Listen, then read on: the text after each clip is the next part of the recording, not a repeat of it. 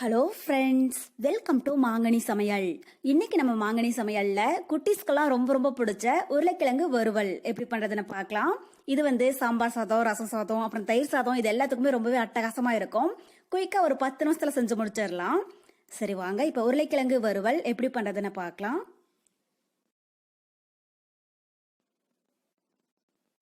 உருளைக்கிழங்கு வறுவல் பண்றதுக்கு ஃபர்ஸ்ட் ஒரு கடாயில 2 டேபிள் ஸ்பூன் அளவுக்கு எண்ணெய் சேர்த்தரலாம். ஸ்டவ் மீடியம் ஹீட்ல இருக்கட்டும்.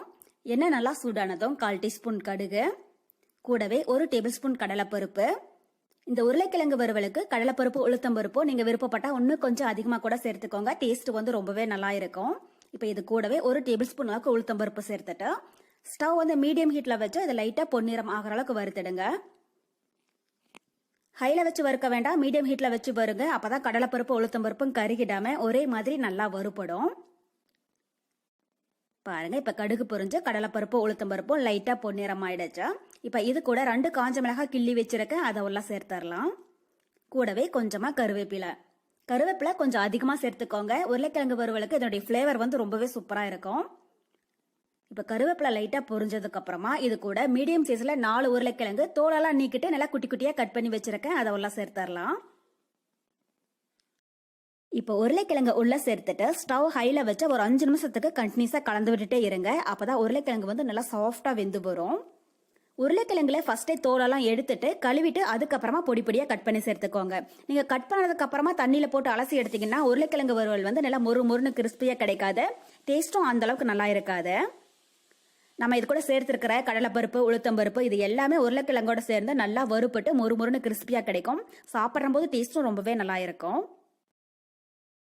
கருவேப்பிலை கொஞ்சம் அதிகமாவே சேர்த்துடுங்க. அது உருளைக்கிழங்கோட வறுப்பட்டு அதோட ஃபிளேவர் ரொம்பவே நல்லா இருக்கும். நல்லா மொறுன்னு ட்ரையா இருக்கிறதுனால குட்டீஸ் எல்லாம் தூக்கி வீச மாட்டாங்க, கருவேப்பிலையும் விரும்பி சாப்பிடுவாங்க. ஒரு டைம் லைட்டா கலந்ததுக்கு அப்புறமா ஒரு 2 நிமிஷம் அப்படியே விட்டுடுங்க. திரும்பவும் இது மாதிரி கலந்து விட்டுட்டே இருந்தீங்கன்னா உருளைக்கிழங்கு சுத்தியுமே நல்லா வெந்து மொறுன்னு உருளைக்கிழங்கு வறுவல் நமக்கு கிடைக்கும்.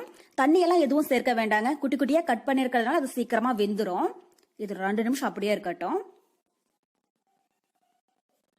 பாருங்க, இப்ப 2 நிமிஷம் போல ஆயிடுச்சு. உருளைக்கிழங்கு பாதி அளவுக்கு நல்லா வெந்து வந்திருக்குங்க. அந்த லைட் கலர் மாதிரி நல்லா டார்க் கலர் ஆக ஆரம்பிச்சிடுச்சு. இப்ப இந்த ஸ்டேஜ்ல நம்ம தேவையான மசாலா பொருள் எல்லாம் சேர்த்தரலாம்.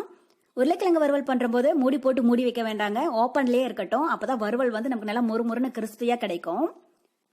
இப்ப இது கூட ஒரு ஸ்பிஞ்ச் அளவுக்கு மஞ்சள் தூள், கூடவே 1/4 டீஸ்பூன் மிளகாய் தூள். ஏற்கனவே நம்ம வரமிளகாய் சேர்த்திருக்காங்க, அதனால மிளகாய் தூள் உங்க காரத்துக்கு தகுந்த அளவுக்கு சேர்த்துக்கோங்க. நான் 1/4 டீஸ்பூன் அளவுக்கு சேர்த்திருக்கேன். கூடவே 1/4 டீஸ்பூன் கரம் மசாலா.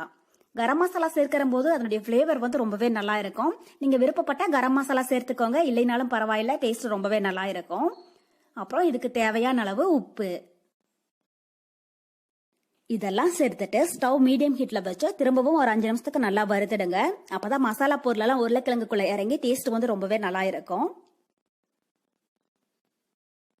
இந்த உருளைக்கிழங்கு வறுவல் குயிக்கா ஒரு 10 நிமிஷத்துல செஞ்சு முடிச்சிடலாங்க. நம்ம சாம்பார் சாதம், ரசம் சாதம், அப்புறம் தயிர் சாதம், இது எல்லாத்துக்குமே ரொம்பவே அட்டகாசமா இருக்கும்.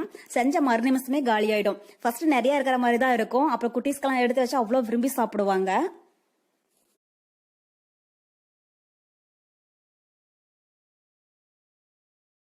பாருங்க, இப்ப உருளைக்கிழங்கு வறுவல் ரெடி ஆயிடுச்சுங்க.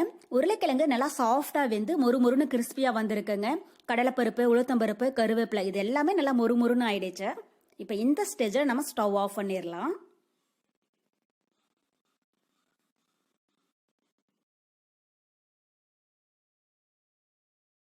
அவ்வளவுதான், நமக்கு இப்போ ரொம்ப டேஸ்டியான உருளைக்கிழங்கு வறுவல் ரொம்பவே சூப்பரா தயாராயிடுச்சு.